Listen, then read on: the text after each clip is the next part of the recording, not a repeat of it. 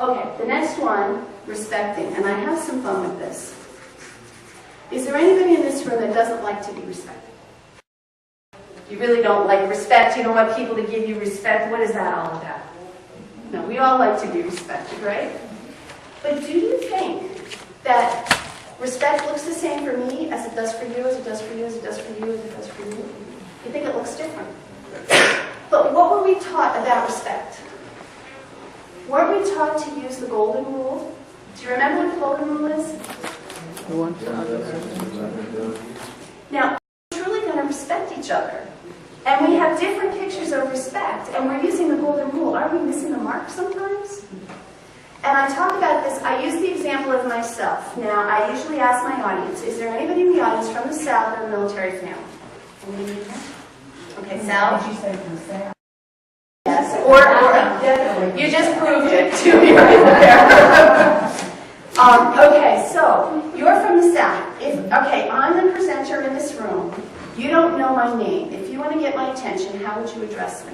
To show me respect. You want to respect me, what would you say? I would say yes or ma'am or something like that. I'm going to go with the ma'am, because that's the thing. I'm going to ask some of the rest of you. Anybody want to take a guess as to whether or not I feel respected when someone calls me ma'am? Anybody want to take a wild stab? Yes, ma'am. Where do you live? I'm from Pennsylvania. And the truth is, I'm over that little issue because I understand people express respect differently. But when people call me ma'am, I feel one thing, old.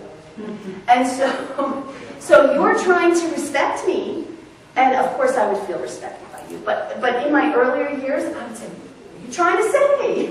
I look in the mirror, do I really look that bad? So ma'am is a thing that may or may not be a good word to use. So another example, men and women. This is now on my do's and don'ts list. This was in the book, Men Are From Mars, Women Are From Venus. Many of us probably read that a long time ago. So when a woman, and I'm asking women now, I don't want to hear from the men yet, you're going to get equal time, I promise. But women, when you're upset, what is it that you most need to do? You say cry. If there's something else, talk. Vent is what I would call it, right? We need to talk. And can we just tell our story once and feel better? Then you know the answer to that question, don't you? You know it's not one time and done. It's never once and done. We have to say it over and over and over again. And the one thing we're not looking for is what? Advice. We don't want our guys to fix it. We just want you to listen. That's all we want. Occasionally nod your head and say, oh, baby, that must be so terrible. I'm so sorry that happened. That's it. But let me switch to men. When you're upset, what is it you need other than, we need chocolate. You might need a beer. But other than that, what is it that men really need when they're upset? Leave me alone. Leave me alone. You don't want to talk about it, do you? Why would you want to talk about it? Or you may want to talk to someone who has the expertise to fix your problem, right? So it may not be that you need to be alone to brood. You might need to call up somebody who knows how to do it. But you certainly don't want to have a conversation with your wife about your feelings, about whatever it is that's upsetting you. These are generalities now. Certainly there's exceptions. Okay, so, men, if you want to respect us as women, what we need from you is for you to listen. Women, if we want to respect our guys, we've got to let them be. Leave them alone when they're upset. But what do? We're using the darn golden rule. The men are trying to fix our problem because that's what they would want. Or, my boyfriend is great. He'll say to me, oh, I can see you're upset. I'll go. Like, no, get back here. I want to talk about it. Don't leave me alone. But he would want to be left alone if he was upset. So we're using the golden rule. And I think in respect, we've got to use that new rule, that new and improved platinum rule, which as they would have you do unto them. So we have to take the time to find out what they need to be respected, and then we have to do it. Because if we're not really respecting them. If we're treating them the way we want to be treated, and they don't have the same vision of respect, then we're missing the mark. So that's respect. Accept. And then I'll give you a break after this, caring habits. But accepting.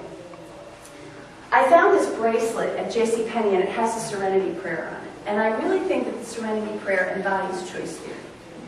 God, grant me the serenity to accept the things I cannot change. And I can't change a whole lot of things. I can change me, I can change how I think about things, I can change my perception. But I can't change my children, I can't change my son from being a daredevil. Even though he's back from Iraq, that child is going to join the FBI, the CIA, the Secret Service. He's going to be doing something dangerous for the rest of his life. I either need to stop being upset about it and accept it, or make myself miserable every day worrying about what he's doing. So accepting is a very high level caring habit, because it really means you have to let go of the anger, the resentment, the frustration. And truly, as the Serenity Prayer says, you get peace when you let that go and truly accept. And I think that's a huge thing. I wrote a chapter in my book about appreciating difference. And I'm going to tell you, I take it even a little step further than accepting.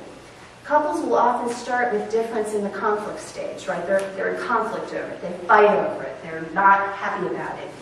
And then after some time of that, they might get a little smart about it and say, you know what, this is a waste of our time to be fighting about it. I'm going to tolerate it. So then they get to tolerating. Well, is there anybody in the room that would like to be tolerated? Does that feel good to you? It's not a very nice thing. I don't want you to tolerate me. So then most couple therapists now talk about getting to acceptance. And I think acceptance is a great place to get to. It's not easy to get to, but it's awesome when you can get there. And I challenge people who are at acceptance to bump it up even one more notch and find out, what about this thing that you have not liked, that you have learned to accept? How is that good for you? Because I believe there's a lesson or a gift in that for you, and you can get to appreciation. Not just acceptance, but I so appreciate this about you because, and you figure out, how does this help me? I just talked to a woman over the weekend who was talking about her husband who went away every weekend early on in their marriage. He went back home to be with his parents, and it was making her crazy. She hated it. They're newlyweds, and she was mad and frustrated, and finally she got to acceptance, and I said to her, can you go to appreciation with that? What did his going away do for you? And at first she said nothing. And then she thought about it. She said, you know what? When he was gone, I went to massage therapy school. I became a massage therapist. I got into holistic healing. She now is some kind of homeopath. And none of that would she have done if she had that time with her husband on the weekend. So she said, wow. It really was a gift. Now, you don't feel it at the time, but if we can get smart about it and say, hey, I know that there's something in this that is serving me, we can even go past acceptance to appreciation. And what a great place that is for your couplehood. You're getting along with each other. And the last one is negotiating difference, which we are going to talk about a little bit later. But it was what we discussed earlier about if you truly are looking to negotiate, you're not going into the negotiation thinking you've got to win. You're going into the negotiation thinking there's two people in this negotiation and we're both going to win. That's way different than thinking I got to get mine. And if you get yours, that's okay, but I'm going to get mine. No, you want to go into it saying, I love you, I care for you, I want to make sure you get what you need and I get what